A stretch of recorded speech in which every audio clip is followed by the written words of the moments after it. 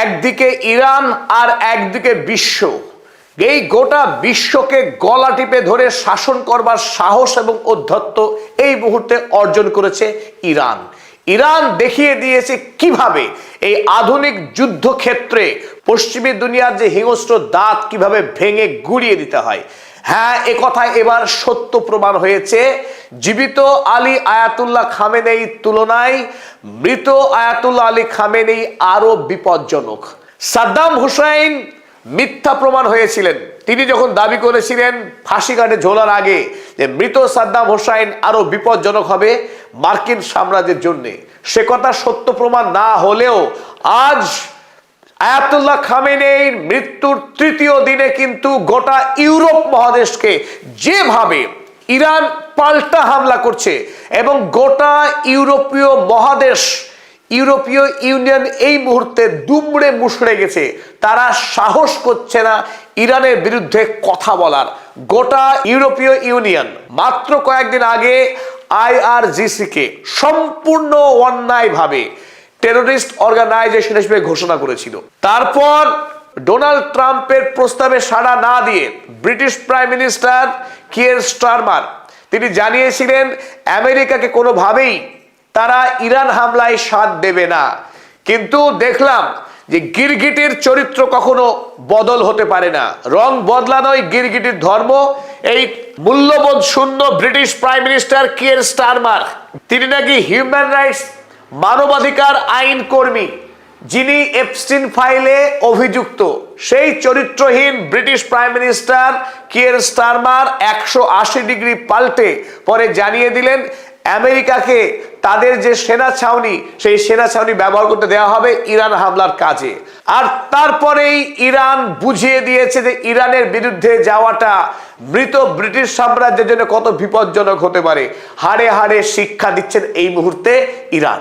গতকাল British prime minister Keir Starmer যখন জানালো যে তারা আমেরিকার সাথে ইরান হামলায় সরাসরি যোগদান না করলেও তারা আমেরিকাকে তাদের সেনা ছাউনিগুলো ব্যবহার করার অনুমতি দিচ্ছে, আর যেই না বলা তার কয়েক ঘন্টার মধ্যেই ইরান সরাসরি সাইপ্রাসে যে ব্রিটিশ সেনা ছাউনি ছিল সেখানে মারাত্মক ড্রোন এবং মিসাইল হামলা চালিয়ে ব্যাপক ধ্বংস চালিয়ে দেয় ইরান।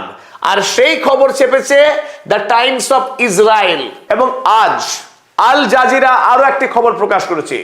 সাইপ্রাসের ওই একই সামরিক সেনা ছাউনিতে আবারও পাল্টা হামলা চালিয়েছে ইরান। এই হামলা চালিয়ে সেখানকে যে বিরাট রানওয়ে ছিল সেই রানওয়েতে এবার ধ্বংসকাণ্ড চালিয়েছে ইরান, যাতে করে মার্কিন বিমান এই সেনা ছাউনি থেকে সরাসরি ইরান হামলার কাজে ব্যবহার না করতে পারে। তাই ইরান জবাব দিতে দেরি করছে না।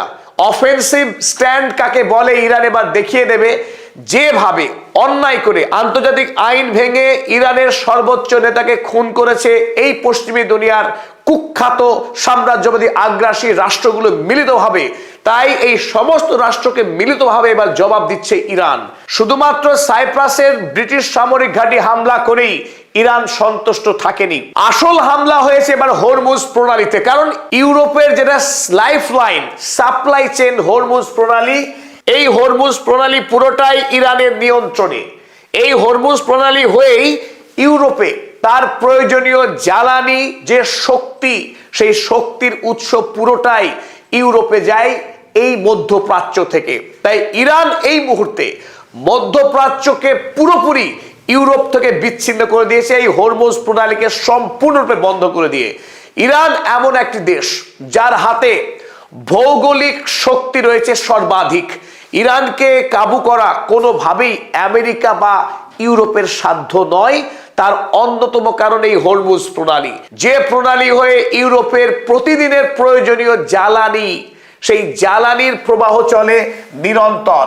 প্রতিদিন হাজারে হাজারে জাহাজ ট্যাঙ্কার জ্বালানি ভর্তি হয়ে ইউরোপ মহাদেশ আমেরিকায় পাড়ি দেয়। ইরানের রেভলিউশনারি গার্ড কর্পস, ইরানের সৈন্যবাহিনী এই মুহূর্তে ইউরোপীয় ট্যাঙ্কারগুলোকে সম্পূর্ণরূপে যাতায়াত বন্ধ করে দিয়েছে। আর তাতেই ইউরোপ মহাদেশে এক বিপুল সংকট শুরু হয়েছে। একদিনের মধ্যেই ইউরোপে তীব্র জ্বালানি সংকট এবং জ্বালানির দাম যে হারে বেড়েছে তাতে নাভিশ্বাস হয়ে উঠছে ইউরোপ মহাদেশের। আর এই প্রেক্ষিতেই ইউরোপীয় ইউনিয়ন তাদের যে অবস্থান ছিল ইরানের রেজিম চেঞ্জ, সেই রেজিম চেঞ্জের স্বপ্ন থেকে সরে আসতে বাধ্য হয়েছে। চলুন দেখে নিই এই মুহূর্তে ইউরোপ কি ভয়ঙ্কর সংকটের মধ্যে পড়ে গেছে ইরানের এই আক্রমণের ফলে। 2 শতাধিক অয়েল ট্যাঙ্কার ইতিমধ্যে আটকে পড়ে রয়েছে হরমুজ প্রণালীতে, যে ট্যাঙ্কারগুলি যাওয়ার কথা ছিল ইউরোপে। ইউরোপ মহাদেশে যত পরিমাণ এলএনজি ব্যবহার হয় দৈনিক, তার 15% আসে এই মধ্যপ্রাচ্য থেকে। বর্তমানে এই হরমুজ প্রণালী বন্ধ হওয়ার ফলে সেই 15% এলএনজির সাপ্লাই সম্পূর্ণরূপে বন্ধ হয়ে গেছে। এই লিকুইফাইড ন্যাচারাল গ্যাস ইউরোপ মহাদেশের সমস্ত কলকারখানা, এমনকি প্রতিটি বাড়িতে ডোমেস্টিক ইউজ হয়, তাদের